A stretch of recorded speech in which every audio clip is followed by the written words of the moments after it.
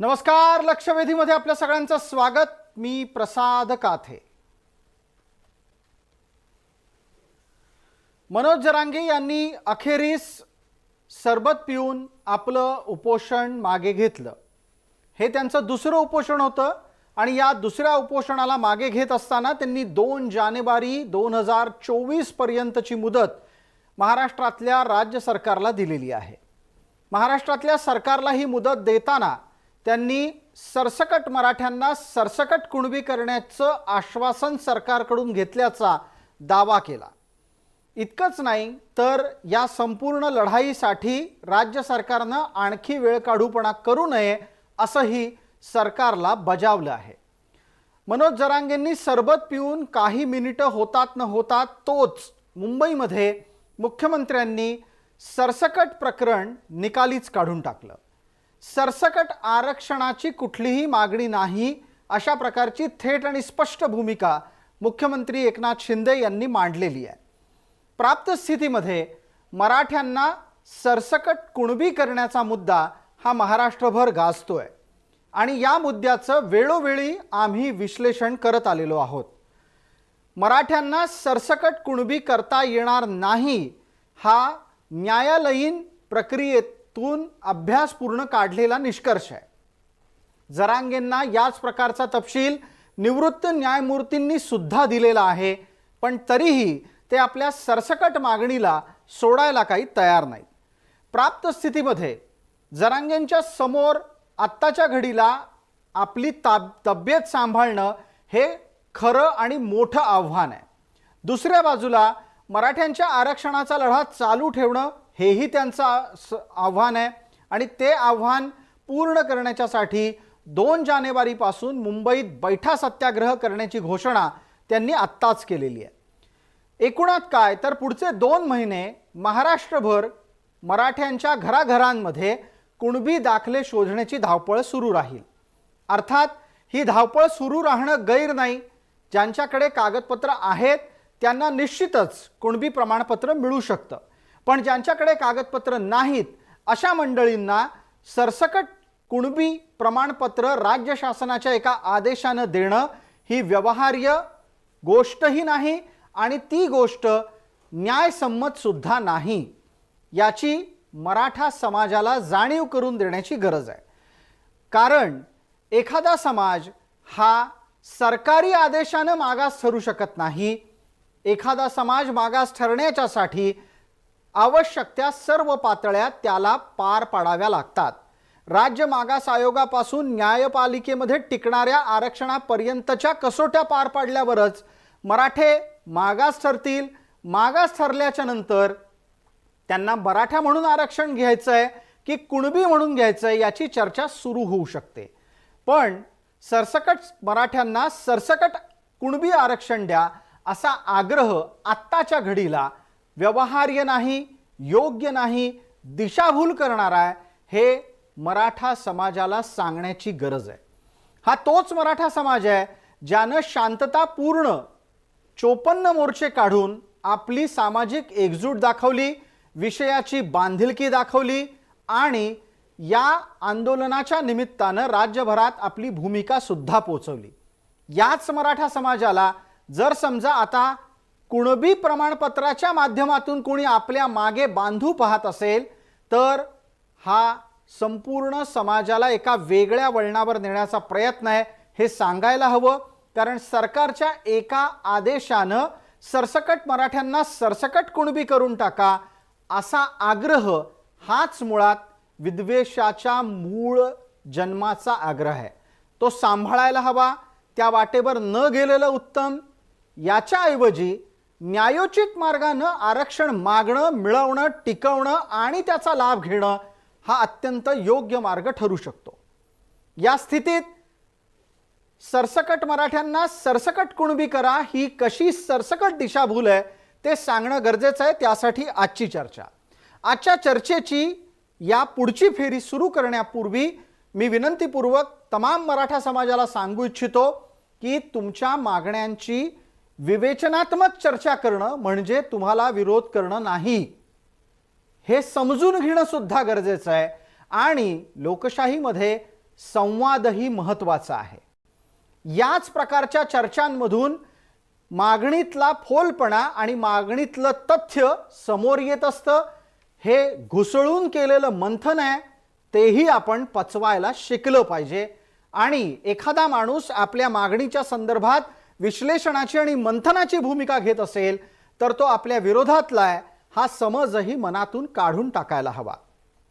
याच जबाबदार भूमिकेतून आम्ही आत्तापर्यंत सर्वाधिक वेळेला मराठा आरक्षणाची चर्चा केलेली आहे. प्राप्त स्थितीमध्ये आरक्षणांच्या चर्चांमध्ये माझ्या इतकं सर्वाधिक वेळेला आयोजन कोणीही केलेलं नाही आणि प्रत्येक आरक्षणाची चर्चा ही जबाबदारीपूर्ण, विद्वेषाचा कोणताही लवलेश नसलेली, मार्गानं पुढे जाणारी ठेवलेली आहे. याच संदर्भातली भूमिका इथे सांगणं अपेक्षित यासाठी आहे कारण या चर्चा पाहून ज्यांना त्या समजत नाहीत, ज्यांना त्या समजून घ्यायच्या नाहीत, ज्यांना त्या पचत नाहीत, ज्यांना त्या पटत नाहीत, अशी माणसं फोनवर धमक्या देण्याचे प्रकार करतायत. हे असं वागून आरक्षण मिळणार नाही. चर्चेसाठी आपण आपल्या मान्यवरांकडे परत येतोय.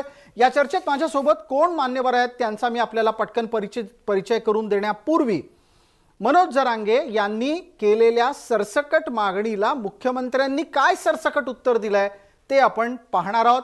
जरांगे यांची मागणी आणि मुख्यमंत्र्यांनी दिलेलं उत्तर आता आपल्या समोर येत आहे. कुणबी आणि 50% होतो फरक होतो कळतो ना. 50% ओबीसी ते कुणबी टिकणार म्हणजे काय, महाराष्ट्रातल्या मराठा समाजाला आरक्षण नव्हतं. आता मराठवाड्यात मिळत होतं. आपण सांगितलं सरसकट सगळे ओबीसी मध्ये त्याच्यात पोटावर मग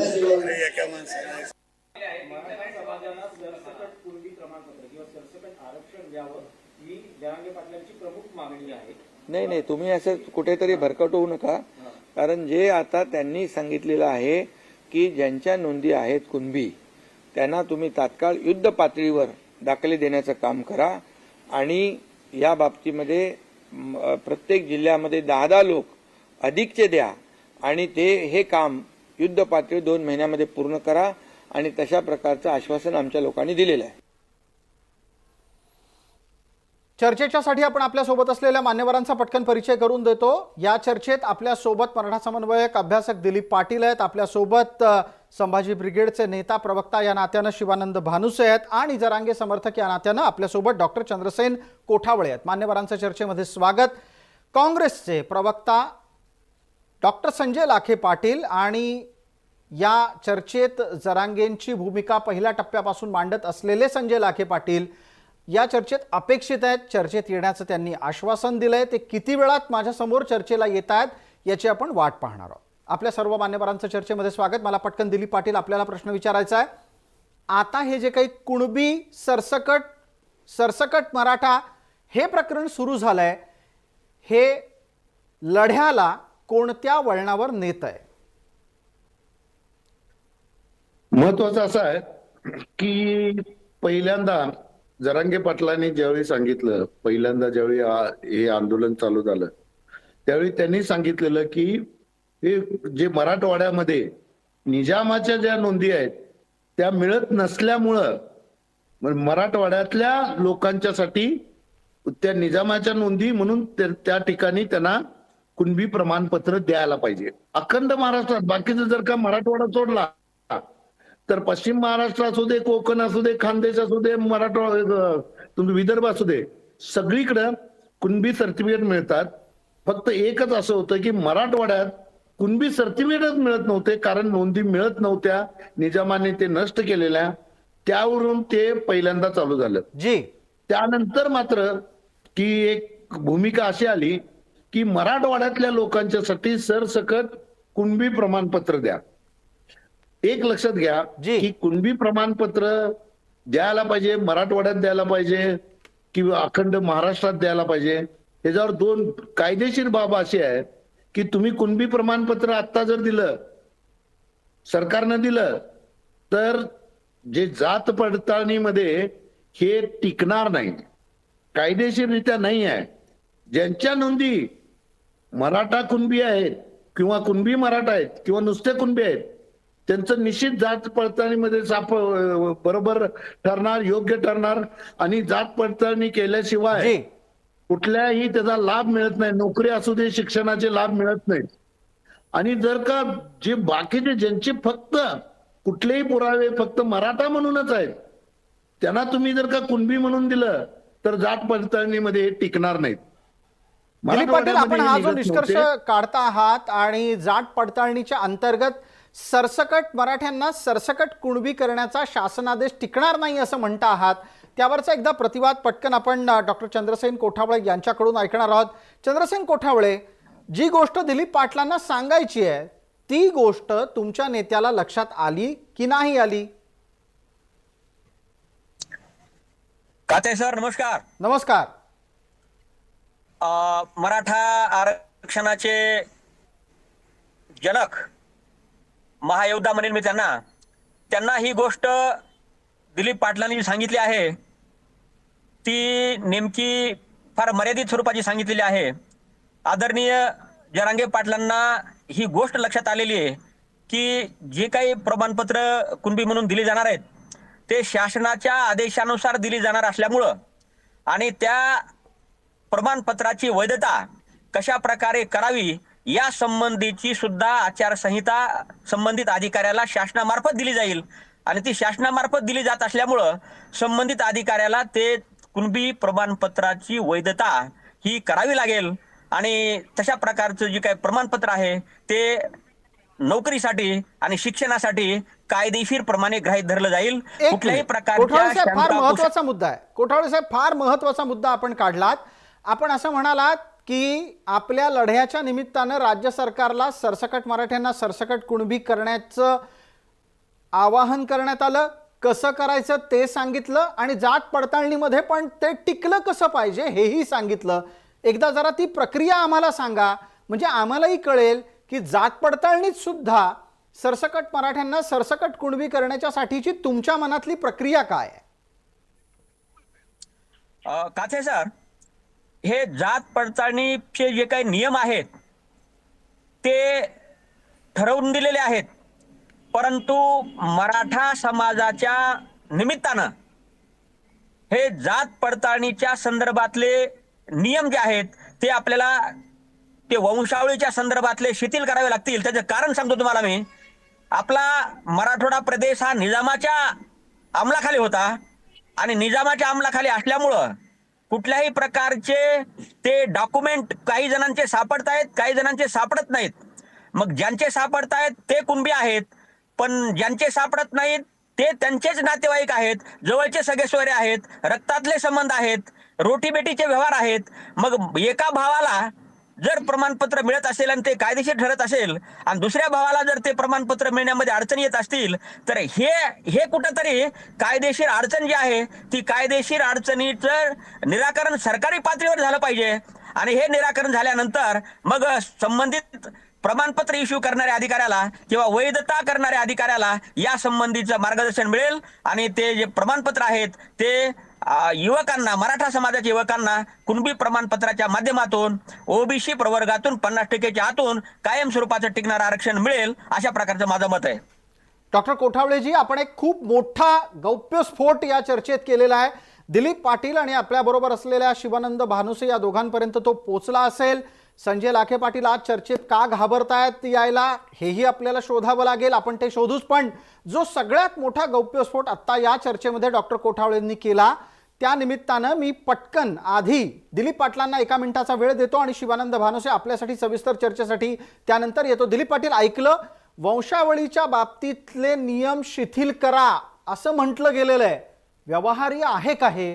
आपण कुणाला काय सांगतोय आणि कुठल्या मार्गाने आपल्या मागण्या पुढे नेतोय याचा एक सारासार विचार अपेक्षित आहे. दिलीप राव, यावर आपण पटकन बोलावं आणि जे खरं आहे ते स्पष्टपणे सांगण्याची वेळ आली आहे समाजाला, असं मला वाटतं. महत्वाचं असं आहे, कोठावळे साहेबांनी जे सांगितलं की जे जात पडताळणीचे जे नियम आहेत ते शिथिल करा. शिथिल करा म्हणजे काय की एखाद्या वेळी जर का अशा पद्धतीचा 2 भावाचा असेल तर एक वेळ समजू शकतो, जी त्यांनी एक्सेप्शनल केस सांगितली. खरं जर का तुमच्या नोंदीमध्ये काहीच नसेल म्हणजे जर का आजोबाच्या पासून वडिलांच्या पासून पंजोबापर्यंत कुठलंही नसेल तर मग मात्र हे, कारण जात पडताळणी हा कायदा आहे, राज्य सरकारच्या अखत्यारीमध्ये नाही आहे तो, कारण तो भारतभर लागू आहे तो.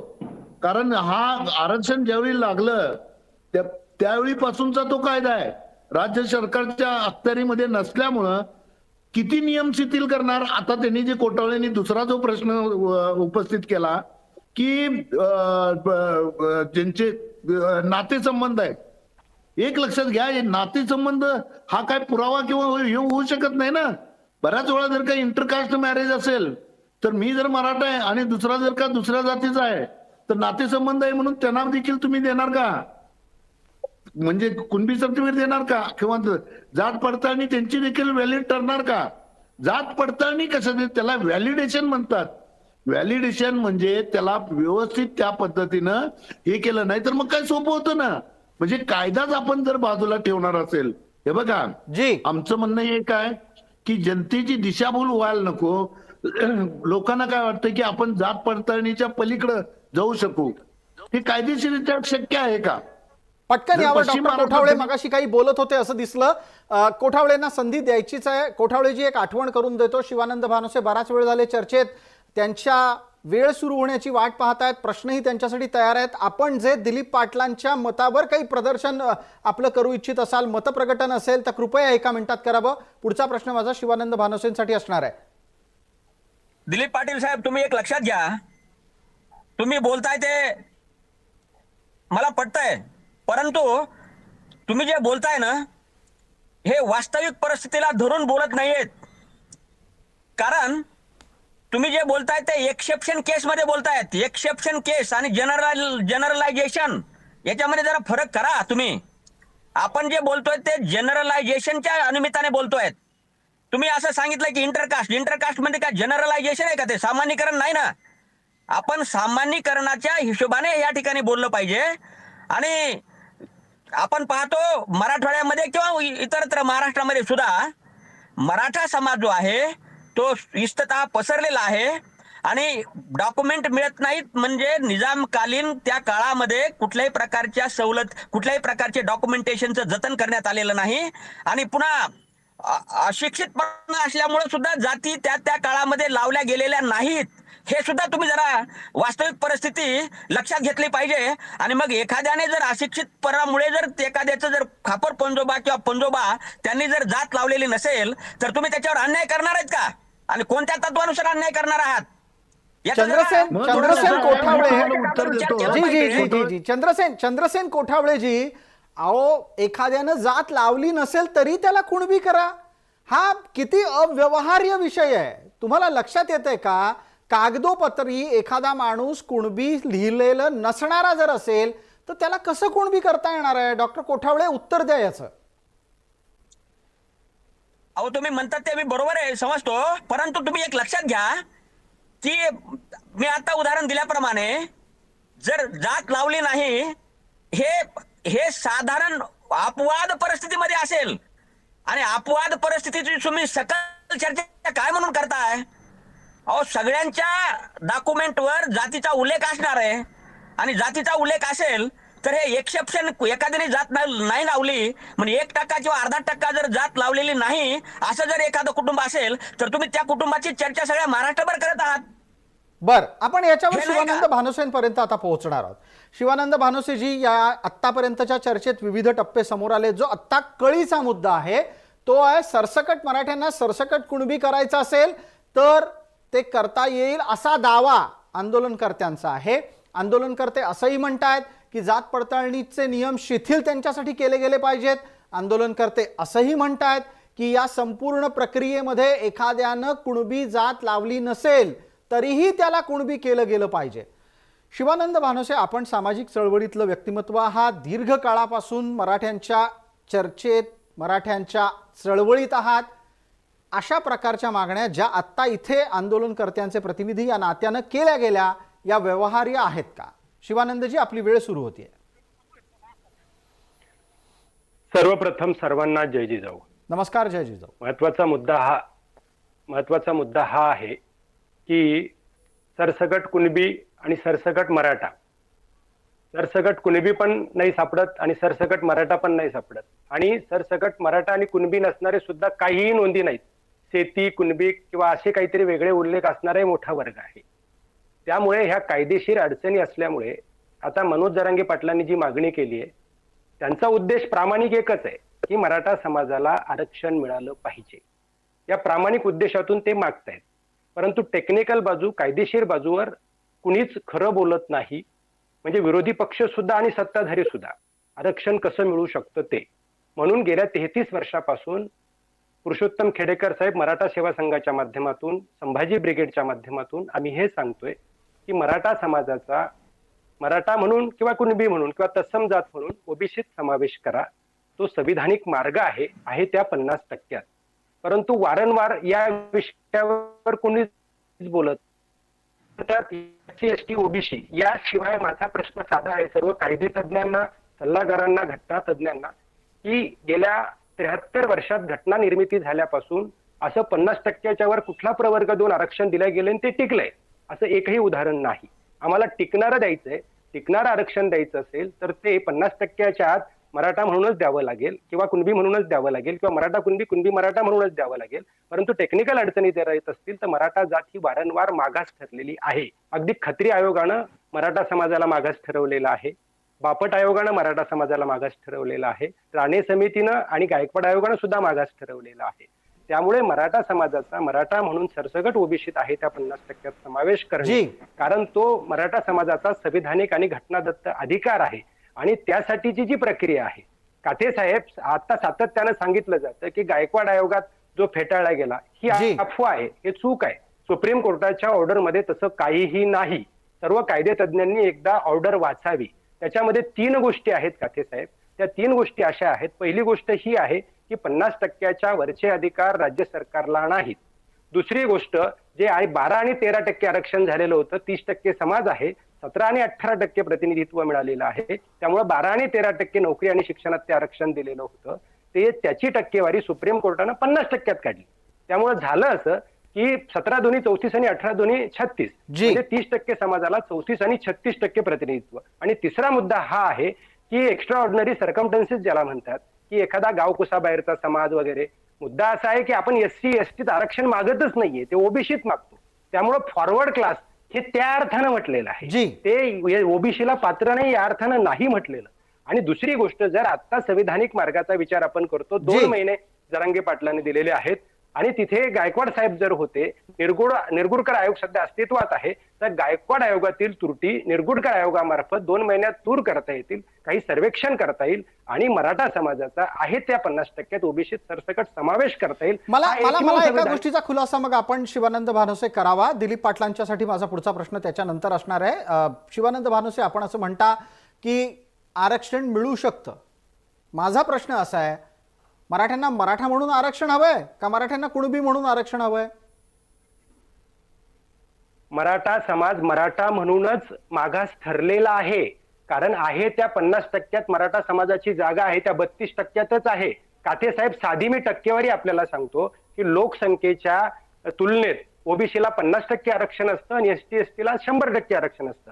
आपण जर साधं गणित केलं की 32% महाराष्ट्रात ओबीसीला आरक्षण आहे, याचा अर्थ तो 64% समाज असला पाहिजे.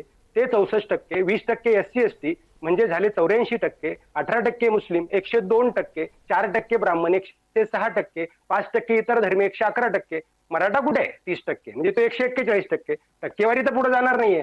याचा अर्थ असा होतो की 90ला जे 14% आरक्षण होतं, 94ला ते ओबीसीचं आरक्षण 30% केलं गेलं, तेव्हाच मराठा समाजाचा समावेश होणं अपेक्षित होतं. आम्ही वारंवार सांगतो मराठा कुणबी एकच आहेत, ते वेगळे नाही. पण कायदेशीर जर आपण अभ्यास करून विचार केला तर त्या वेगवेगळ्या जाती दिसतात.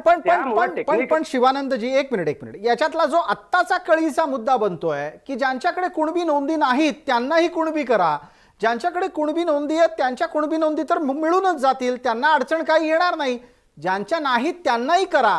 हा एक आदेश काढणं याचा अर्थ बाकी सगळ्यांना त्रास देणं नाहीये का? तसं होणं व्यवहार्य आहे का?